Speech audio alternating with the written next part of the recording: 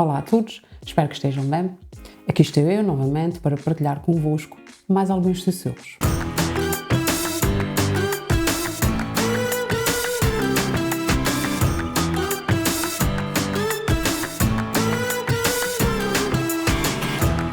O meu nome é Malvina Sousa e hoje neste espaço, quando os livros sussurram, vou partilhar convosco um texto poético, já não vos trazia há algum tempo, que nos traz uma mensagem importante, sobretudo nos dias de hoje. Falo, pois, do poema Ao Desconcerto do Mundo, do nosso grande Luís de Camões. Relembro que os sussurros só virão depois da leitura integral do poema para não prejudicar a sua compreensão. Antes de começar, peço-vos para não se esquecerem de subscrever o canal para que estes sussurros possam chegar a mais pessoas. Ao Desconcerto do Mundo. Os bons sempre vi passar no mundo grandes tormentos. E para mais me espantar, os maus sempre vi nadar em mar de contentamentos. Cuidando de alcançar assim o bem tão mal ordenado, fui mau, mas fui castigado. Assim que só para mim anda o mundo consertado. Partilhado o poema, falar-vos-ei em primeiro lugar e como sempre da sua estrutura externa, ou seja, de tudo o que diz respeito aos seus aspectos formais. Assim sendo, estamos aqui perante uma única estrofe. Relembro que a estrofe é o conjunto de versos separados entre si por um espaço em branco e que cada estrofe tem uma nomenclatura diferente, tendo em conta o número de versos que possui. Esta composição poética curta, composta, como já referi, por uma única estrofe, tem por isso o nome de esparsa.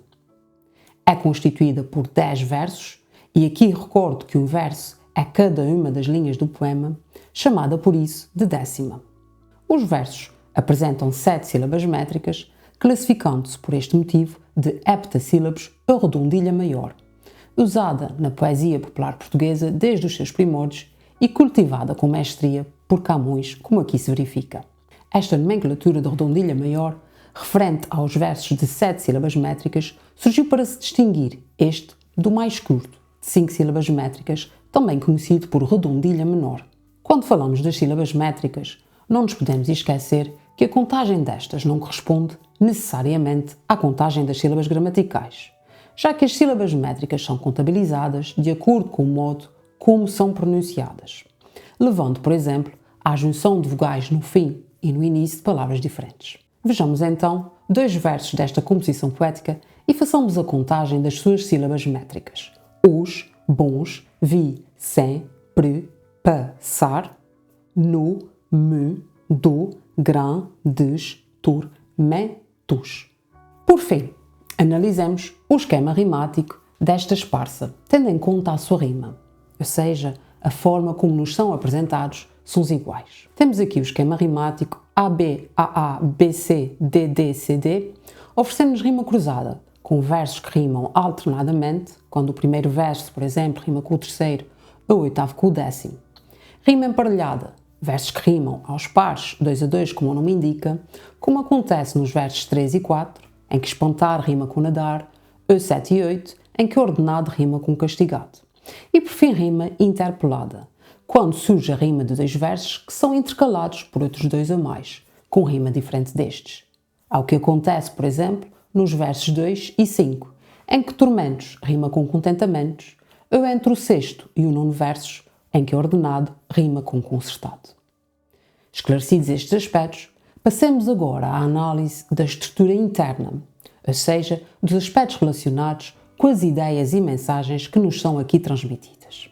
Ora, estamos perante um poema que logo no início, a partir do seu título, nos revela aquele que será o seu tema, o desconcerto do mundo, ou seja, a forma como este está de pernas para o ar, desequilibrado, injusto. E esse desequilíbrio, essa injustiça, são-nos contados partindo da experiência de vida do sujeito poético, acerca da qual este reflete, e é esta reflexão que nos é aqui transmitida, tendo este poema assim um certo caráter autobiográfico, comprovado através da utilização de formas verbais e de pronomes pessoais na primeira pessoa, como vi, fui, me, mim. E para nos começar a provar a injustiça do mundo, assim como a sua experiência de vida, eis que os primeiros 5 versos da estrofe que compõem este poema vão apostar precisamente numa oposição entre os bons e os maus, e as consequências desconcertadas das atitudes de ambos. É precisamente por isso que o sujeito poético se serve de antíteses, ou seja, da utilização de ideias contrárias, ao fazer referência aos bons e aos maus, assim como aos tormentos e aos contentamentos que estes vivem. No entanto, estas antíteses ganham ainda mais força quando o eu lírico nos revela que os contentamentos são recebidos pelos maus e os tormentos pelos bons, quando devia ser precisamente o contrário, comprovando assim que o mundo está de fato desconcertado e, por isso, cheio de uma grande injustiça social. Esta injustiça, que causa grande espanto ao sujeito poético, como aliás verificamos no verso 3, no qual ele refere, e para mais me espantar, é engrandecida pela metáfora, ou seja, a associação de duas entidades diferentes, os maus e o mar de contentamentos, que aqui têm algo em comum. Utilizada nos versos 4 e 5, os maus sempre vêm nadar em mar de contentamentos, que realça a quantidade imensa de recompensas conseguidas por aqueles que são maus e que, apesar disso, mesmo com a sua maldade, vivem felizes neste mar de contentamentos. A este verso também poderá associar-se uma hipérbole, ou seja, um exagero, por mostrar que os maus recebem muitas coisas boas, um mar de coisas boas, ideia fortalecida pelo advérbio de tempo sempre. Ora, é precisamente isso que leva o sujeito poético a alterar o seu comportamento, tal como ele nos revela nos versos 6, 7 e 8. Cuidando a alcançar assim o bem tão mal ordenado, fui mau, mas fui castigado. Isto é, percebendo que a recompensa recebida pelos bons não era a esperada, e em busca desse mar de contentamentos no qual os maus vivem, já que o bem está mal ordenado, ou seja, mal distribuído, injustamente distribuído, ele mudou de postura, deixou de ser bom e passou a ser mau, e esperando, como ele diz, cuidando, poder receber contentamentos em vez dos habituais tormentos. No entanto, aquilo que acontecia com os outros, os maus, não aconteceu com ele, quando decidiu copiar-lhes as atitudes. E esta ideia é-nos transmitida, primeiro, com o uso da adversativa mas, e depois, quando ele diz ter recebido as reais e inesperadas consequências dos seus atos, mas fui castigado.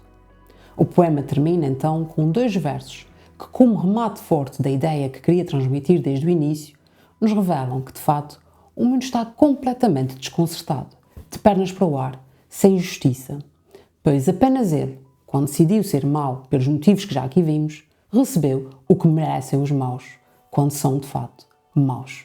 Isto é, recebeu os castigos e os tormentos.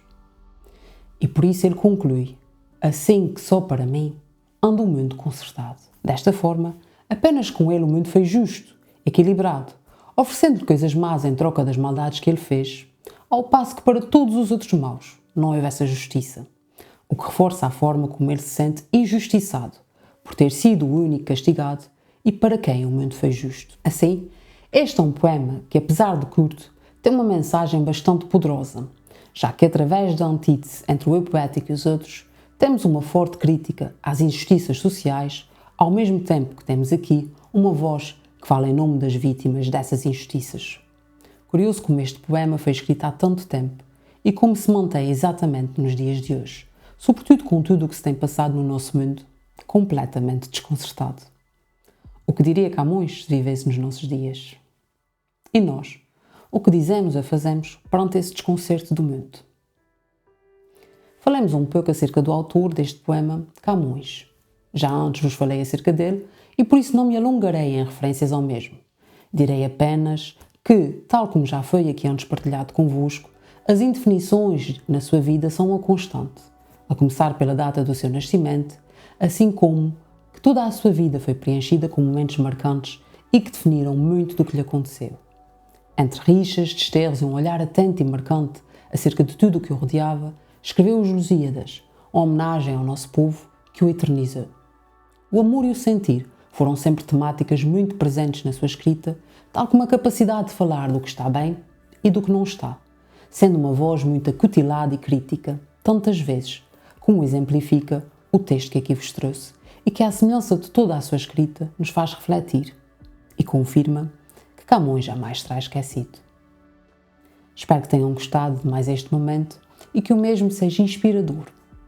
Antes de me despedir, peço-vos novamente para subscreverem o canal se ainda não fizeram e para partilharem esses sussurros. Despeço-me prometendo voltar daqui a 2 semanas para mais um momento de partilha. Até lá, não se esqueçam, é importante estarmos todos atentos, porque os livros sussurram.